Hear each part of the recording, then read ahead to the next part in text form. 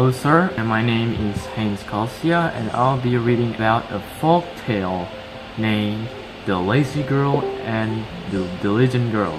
Once upon a time, there was a diligent girl whose father married the mother of the lazy girl.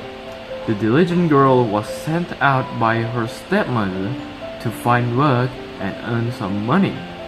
On her way, she came to a tree that begged her to scrub the branch of dry twigs. The diligent girl cheerfully completed the task at hand, then continued on her way. She then came to another tree on the vineyard who requested that she clean off the twigs as well. Despite the fact that it was difficult and she was fatigued, she did what she was requested. After that, she came upon an old damaged oven who requested her assistance in cleaning and repairing him. As she continued walking, she came across a filthy dog who requested her assistance in cleaning him up. Despite the fact that she would become wet and muddy, the diligent girl still followed the instructions. Then she stumbled across a fairy's house, where she was offered a 1-year cleaning job. This mansion has 7 rooms, the fairy said. You must clean 6 of them, and you must never enter the 7th, she added. The diligent girl followed the instructions. After the end of the year, she told fairies she wanted to return home. The fairies unlocked the 7th chamber, which was brimming with gold and silver.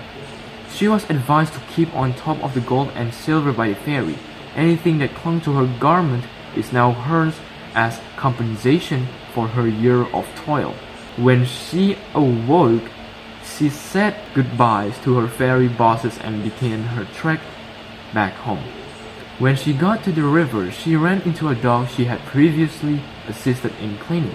The dog brought her to a treasure chest full of stones and jewelry. The dog instructed her to assist herself to the jewels, taking as much as she desired. The diligent girl took care of herself and went about her business.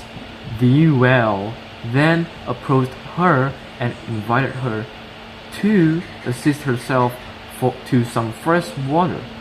She did so because she was thirsty. She then continued on her way.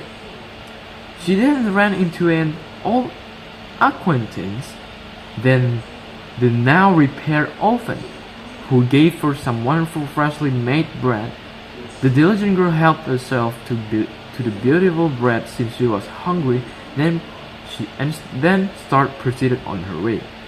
She then again came across a tree that has produced some lovely crisp apples.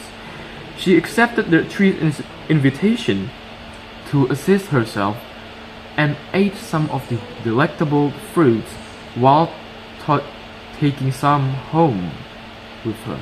She arrived at her residence quickly.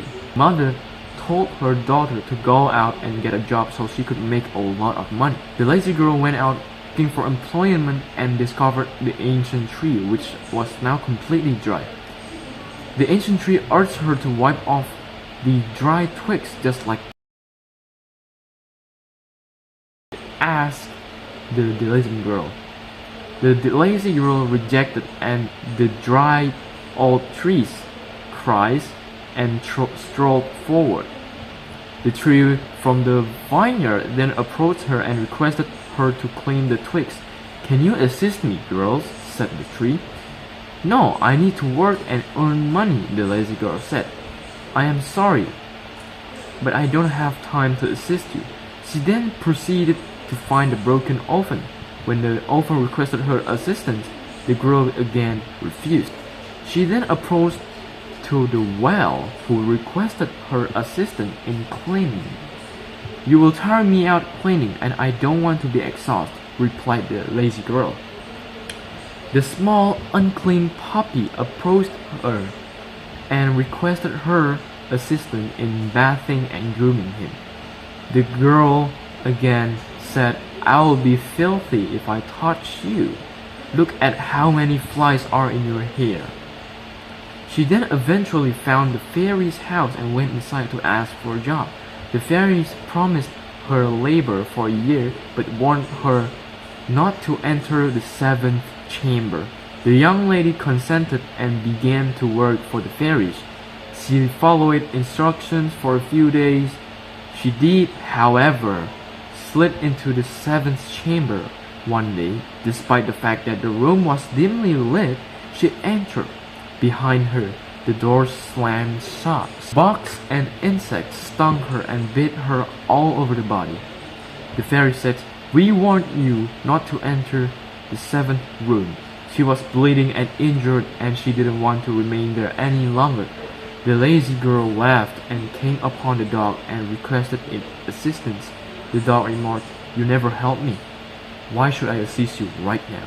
When she arrived upon the ancient well, she was running and thirsty. She grabbed for the water, but the well drained it all. "When I sought for your assistance, you refused," it stated. "I'm sorry, but I'm unable to assist you at this time. Get out of here," says the well. The lazy girl left disappointed. She continued walking till she came upon the oven. However, the oven's flames frightened her away. "Just as you refused to help me when I needed it, I will refuse to help you now. Get out of here." The young lady proceeded on her way home. She was starving, thirsty, and exhausted. She arrived at the vineyard in the hopes of obtaining some wine.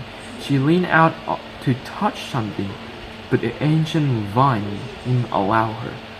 The girl was compelled to leave the vineyard and continue on her journey. The lazy girl then stumbled upon the ancient tree. There were a lot of fruits on the tree. "You didn't want to ruin your hands when I needed your aid," the old tree informed the lazy girl as she reached for the fruits. "You're no longer permitted to eat any of my fruits. Get out of here," it said. The young lady walked home. As she neared the home, the rooster noticed her and stated she was filthy and covered in blood. The lady was heartbroken to see her darling daughter in such a situation. "I agree," she said to her husband. "My daughter was unable to earn any money. Your daughter is the one who made all the money." The dad was so enraged by the woman's mistreatment of his daughter that he asked them to leave their house.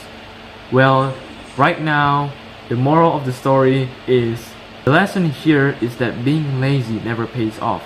Moral stories for kids are a great approach to teach morality to youngsters in a pleasant way.